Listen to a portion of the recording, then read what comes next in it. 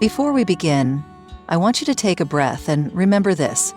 Not every attack comes with shouting, and not every enemy wears a mask. Sometimes, the most damaging acts come quietly from people who once stood close. They don't throw punches, they twist perception. And the more grounded you become, the more they unravel, because your clarity threatens their control.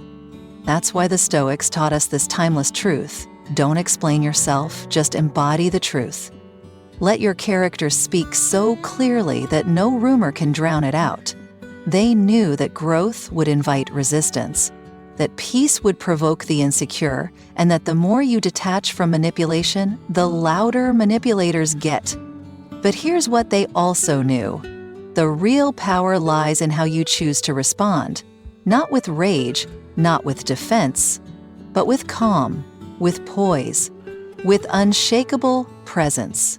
Because the person who doesn't react owns the room. And with that in mind, let's begin with part 1. When they can't control you, they try to shame you publicly. Hold your power in silence. There's something deeply unsettling about the moment when someone realizes they can no longer control you. And instead of letting you go, they try to turn others against you. They don't confront you with honesty. They don't accept that their influence is fading. What they do instead is go public. They bring your name into conversations where you're not present. They plant seeds of doubt in people who once supported you. They take your story and twist it just enough to make themselves look like the victim. And you become the villain in a script you didn't even know they were writing. And it often doesn't start with full-blown slander. It begins with subtle shifts in tone, with side comments, with passive-aggressive posts, with moments designed to humiliate, not clarify. Their goal isn't reconciliation, it's revenge, it's retaliation, because the one thing they can't handle is your freedom. See, people who depend on your obedience will always feel threatened by your growth. And when you break away, when you stop explaining yourself, stop appeasing, stop dancing around their moods, they panic. Because the power they had over you, it's slipping. And public shaming becomes their final move, not because it's effective, but because it's loud. And noise is all they have left. Now, here's where Stoicism changes the game. The Stoics didn't fight fire with fire, they fought fire with presence, with discipline, with silence that held more weight than any rebuttal. Marcus Aurelius, the emperor-philosopher, ruled over lands and armies, yet never let slander dictate his actions. He wrote, "Don't waste time arguing what a good man should be, just be one." That's not passivity, that's power. That's knowing that your character will outlast their campaign. I want you to picture this. Someone goes online, airing half-truths about you, twisting private moments into public attacks. You see it. You feel it. The anger rises, the need to correct the narrative burns, and yet, you pause. You breathe. You don't jump into the mud with them, because you've built something deeper than an online persona. You've built integrity. You don't defend yourself in public because you've lived your truth in private. And the people who really matter, they'll know. They'll feel the difference between drama and dignity. I knew someone, let's call her Melissa. She left a toxic relationship, not with bitterness, just with quiet strength. But the person she walked away from didn't take it well. Within weeks, the stories started. Private details turned into distorted warnings shared in group chats. People who barely knew Melissa began to look at her sideways. She could have reacted. She could have defended herself on every platform, but she didn't. She focused on her healing, on her next steps, on the people who actually showed up for her, not the ones who believed whispers. And over time, the noise faded. The truth stood tall, because while the other person was loud, Melissa was solid. And that's what lasts. So what do you do when someone tries to shame you in front of others? First, resist the urge to perform. You don't owe an audience your dignity. Just because someone misrepresents you doesn't mean you have to shrink to their level to clear things up. Second, double down on living with integrity. Let your life tell the story they tried to rewrite. Third, speak your truth once, if it serves you, not them. But then move. And finally, Surround yourself with people who know your heart so you're not left questioning it every time someone throws shade. Because here's the bottom line. When someone tries to shame you publicly, it's not a reflection of your character. It's a reflection of their inability to control you privately. Their smear campaign is not about who you are. It's about what they lost when you stopped needing them. And the most powerful response you can give isn't rage, it isn't revenge, it's peace. The kind of peace that says, I know who I am, and I don't need to shout it to be it. Let them talk. Let them spin their stories. Let them get louder. You move in silence, with strength they'll never understand. Part 2. When they can't control you, they play the victim. Don't let guilt become a leash. One of the most manipulative tricks someone can use isn't anger, it's guilt. Not the kind that comes from your conscience, but the kind that's carefully planted by someone who wants to make you feel like you're the villain for walking away, for setting boundaries, for reclaiming your time, your truth, your peace. They don't scream, they don't demand, they play weak, they collapse. They post vague messages online about being abandoned. They tell mutual friends that you've changed, that they did everything they could and now they're just trying to heal. But the pain they're claiming, it's not from what you did, it's from what they lost. Control. This tactic is subtle, and that's what makes it dangerous, because it makes you question your decision. It makes you wonder if you were too harsh, too distant, too selfish. And suddenly, you're rethinking the boundaries that once saved you, not because they were wrong, but because someone else is pretending they were hurt by your strength. The Stoics warned us about misplaced compassion. Not because compassion is weak, but because it becomes self-destructive when weaponized. Epictetus taught, when someone acts badly, don't respond with anger or pity. Understand that their actions reflect their training, not your value. And that right there, that's the shield you need when someone plays the victim to reel you back in. Because they don't want to heal. They want attention. They want narrative control. They want you back in a position where their emotions dictate your decisions. And what better way to do that than to make you feel like you're the one who caused their suffering? I remember someone I coached, we'll call him Eric. He ended a relationship with someone who constantly crossed his boundaries. When he left, he didn't blame, didn't explode, he just left with clarity. But days later, he got a message, I don't know how to live without you, I just want to be enough again. His heart broke. He almost turned back. But then he remembered this wasn't the first time they'd used emotional collapse as control. It was a pattern. Every time he tried to stand up for himself, they'd fold. Just enough to make him feel like the rescuer again. But he wasn't rescuing someone who was drowning. He was diving back into a pool they kept filling with guilt. So what do you do when someone plays the victim after you set a boundary? First, separate their emotion from your responsibility. Feel compassion, but don't carry what isn't yours. Second, ask yourself, did I act with integrity? Did I leave with clarity, not cruelty? If the answer is yes, then the guilt you're feeling isn't a reflection of wrongdoing, it's a reaction to manipulation. Third, resist the urge to over-explain. The people who truly want peace don't weaponize guilt. They respect your clarity, even if it hurts. And finally, remind yourself, you're not obligated to stay in places that dishonor your growth. Your evolution is not abandonment. Your boundaries are not betrayal. And your emotional freedom is not cruelty, it's survival. Sometimes the most dangerous prison isn't a cage. It's an invisible leash made of guilt, pulled tighter every time you try to walk away. But you don't owe your freedom to someone who only showed love when you stayed small.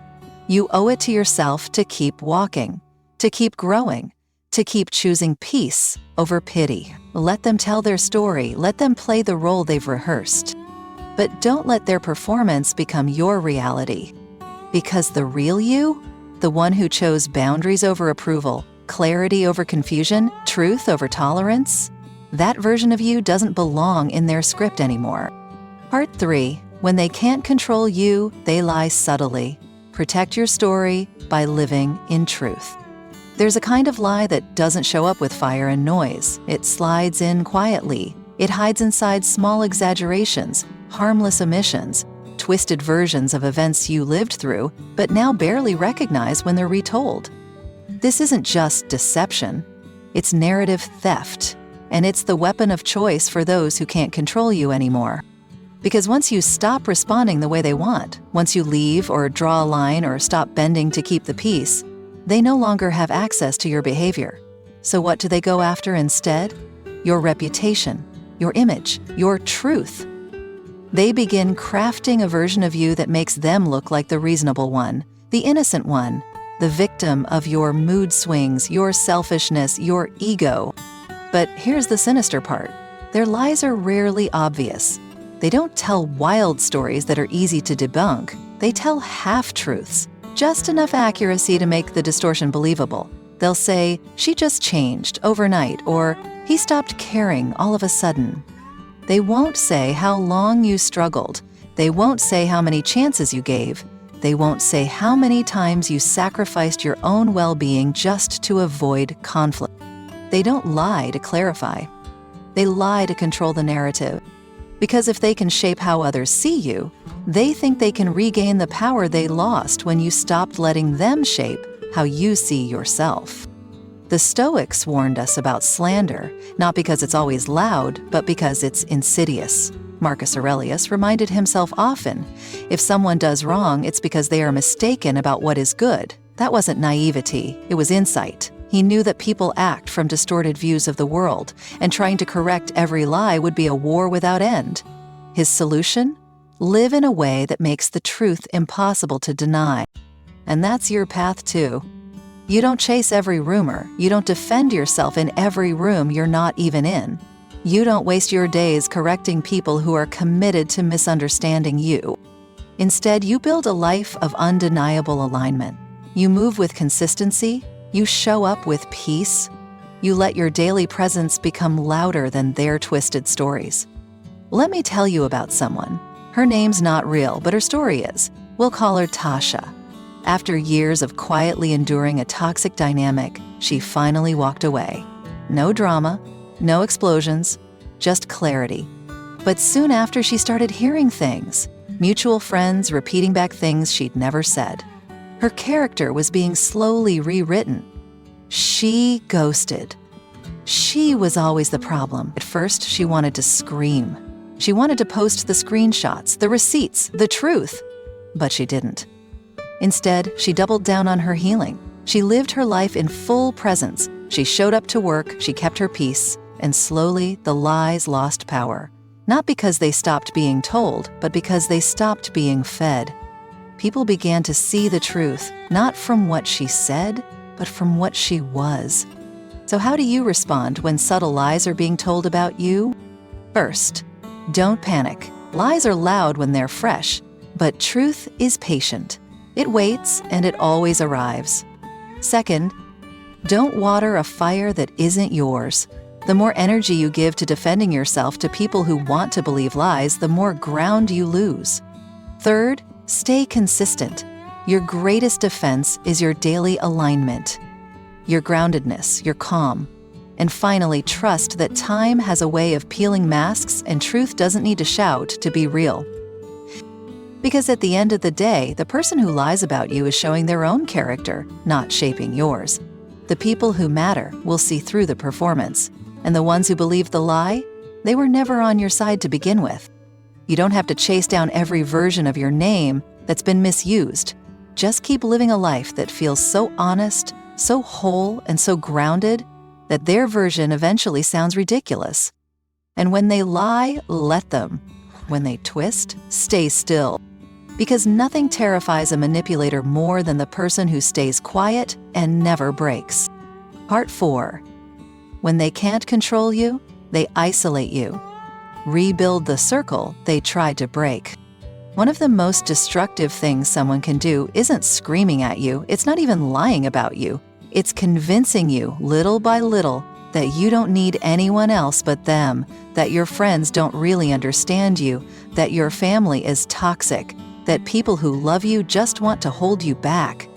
They don't say it all at once. No, it's more clever than that. It's done in whispers, in sighs, in raised eyebrows, in little seeds of doubt planted over time until, without even realizing it, you've pulled away from the very people who once grounded you. And now, you're alone, not physically. You still go to work, still post, still smile in photos, but you've lost your inner circle. The group that used to remind you who you are when life got heavy. The people who made you laugh without pretending. The ones who called out your self-sabotage with love, not control. You stopped reaching out. You stopped opening up. Because someone else made you believe you couldn't trust them anymore. This is one of the oldest forms of manipulation, and one of the hardest to see when you're inside it, because it doesn't feel like isolation. It feels like protection, like loyalty, like privacy. Until suddenly, the only voice in your life is theirs, and that voice, it doesn't speak peace, it speaks control. The Stoics warned about false closeness. Seneca said, "Associate with people who are likely to improve you. Not flatter you, not smother you, not pretend to protect you while they quietly strip away every connection that gives you strength." Stoicism isn't about cutting everyone off. It's about choosing wisely. And sometimes the wisest thing you can do is rebuild what they tried to destroy. Because no matter how independent you are never meant to heal, grow, or stand alone forever. You need your circle, not a crowd, just a few solid people who remind you of your truth when the noise gets loud. I once worked with someone named Drew. Kind, smart, strong. But in the span of 2 years, he lost almost every meaningful friendship he had, not because of a fight, but because of a relationship that slowly, silently made those friendships unnecessary. The person he was with began rewriting how he saw others. "Your friends don't get our dynamic. I just feel like they're not happy for you. I think they judge us." So Drew started shrinking his world, until one day he hit rock bottom, not because he was alone, but because he felt alone. And the worst part? He wasn't sure if those people would still want him back. But when he reached out, just a single message, he was met not with judgment, but with open arms. And that was the beginning of his return to himself. So, how do you rebuild your circle after isolation? First, recognize it for what it is. Isolation wrapped in emotional manipulation is still isolation. If someone's closeness costs you every other healthy relationship in your life, that's not love, that's control. Second, reach out, gently, humbly, and with honesty. Say what needs to be said. "I pulled away, I let something else get in the way, I miss this." You'd be surprised how many people are just waiting for you to come home. Third, set new standards. Rebuild your circle with intention, with people who don't compete with your peace, but protect it. And lastly, remind yourself that solitude is healthy, but isolation is a trap. There's a huge difference between being selective and being cut off, between boundaries and barriers. And anyone who makes you choose between them and everyone else who cares about you, that's not love, that's leverage. So if they've tried to isolate you, don't stay silent, don't stay disconnected. Reclaim your people, reclaim your voice, reclaim your right to be supported by more than one hand, more than one presence, more than one distorted version of love, because the strongest version of you doesn't walk alone. It walks surrounded by people who see you, believe you, and never ask you to shrink in order to stay. Part 5. When they can't control you, they guilt trip you. Protect your peace from emotional blackmail. Guilt can be a useful emotion when it's born from our own conscience, when it leads us to repair, to grow, to become better.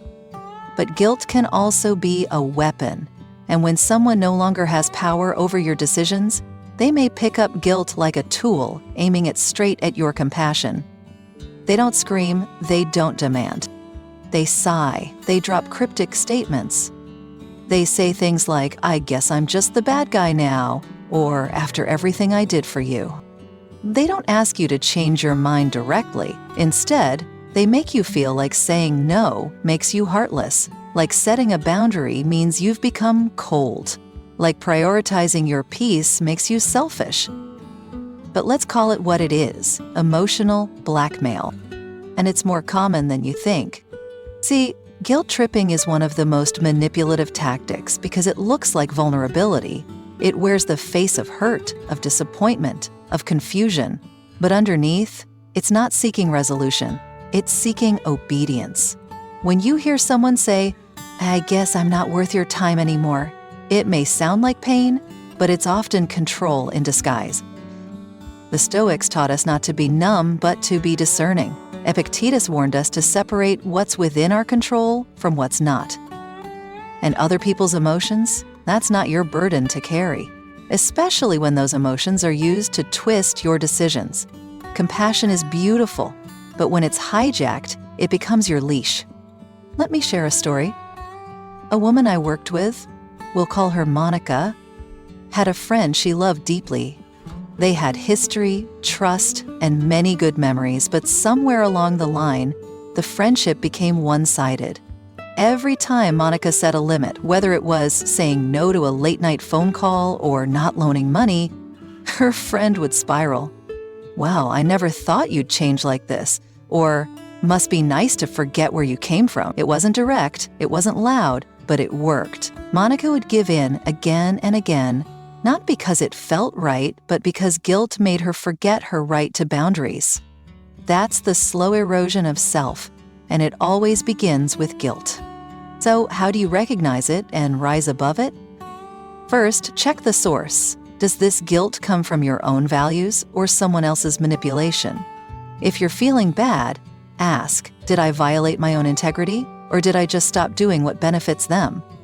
Second, give yourself permission to disappoint people, seriously. You are not required to be everything to everyone, and the people who weaponize your kindness are the ones who most need to experience your boundaries. Third, watch for patterns. If every time you assert yourself, someone makes it about their pain, that's not a coincidence. That's a strategy. Guilt is their leash, but only if you put your neck in it. And finally, respond with clarity, not apology. You can say, "I understand that this is hard for you, but this is the right choice for me." You don't need to over-explain. You don't need to beg for understanding. If they respect you, they'll adjust. If they don't, that tells you everything. Because at the end of the day, you're allowed to say no without being painted as cruel. You're allowed to change your mind. You're allowed to outgrow obligations that drain you. And you are absolutely allowed to protect your peace, even if it makes someone else uncomfortable. Manipulators rely on the idea that you'll feel so bad about hurting them that you'll abandon yourself to keep them comfortable. But the Stoic truth is this: you can be kind and firm, soft and immovable, compassionate and free. You do not need to carry guilt that was never yours to begin with. So the next time someone lays guilt at your feet, look at it. Thank it for what it tried to teach you, and walk away from it unburdened, because your peace is not a debt, and love should never come with a leash. Part 6. When they can't control you, they undermine your confidence, rebuild the voice they tried to silence. They won't always attack you directly. In fact, the most calculated manipulators rarely do. Instead, they get inside your head.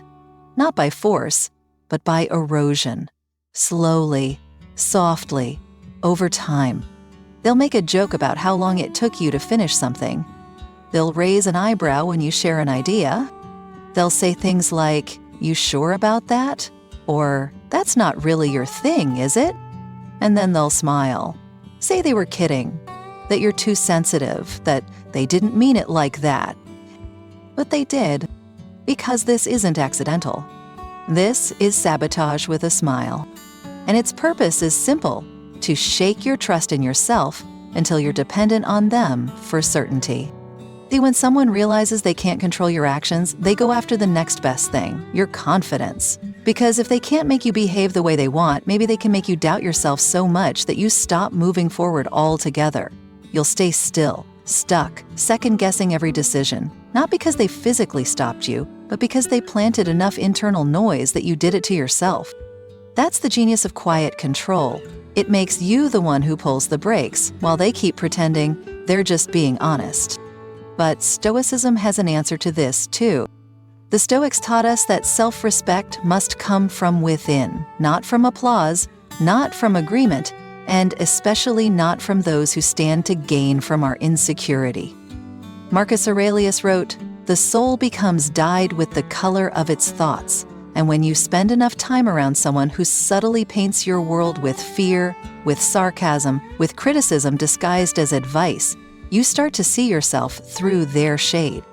I once worked with someone named Carter. He was a designer, brilliant, intuitive, original. But for years, he worked under a manager who never directly insulted him. Just small comments. "Interesting choice. Not what I would have done. Maybe tone it down a little next time. We'll go with someone else's version just to be safe." And Carter, despite all his talent, began to shrink. He stopped suggesting bold ideas, stopped taking creative risks, not because he lost his ability, but because he absorbed someone else's doubt and started calling it realism. That's what subtle manipulation does. It replaces your clarity with caution, your momentum with hesitation, your confidence with the constant question, "Am I really good enough?" So how do you get that confidence back? First, call it what it is. This isn't helpful feedback. It's emotional sabotage. If someone consistently leaves you feeling smaller, dimmer, less sure of yourself, they're not being honest. They're being strategic. Second, audit the voices you allow close. Are they building or breaking? Are they offering challenge with love or criticism with ego? You have every right to choose whose opinions matter and whose don't. Third, start talking back to that voice they've tried to put inside you. The one that says, "Be careful, don't try that, you're probably not ready." No. You look that voice in the face and say, "I hear you, and I'm doing it anyway." And finally, rebuild confidence the same way it was torn down, bit by bit. Speak up in the meeting. Share your art. Write the post. Take the step. Every small act of self-prexation is a brick, and with time, you'll reconstruct the foundation they tried to crack. Remember, no one's opinion of you, no matter how clever, how experienced, or how close, can ever replace your own knowing.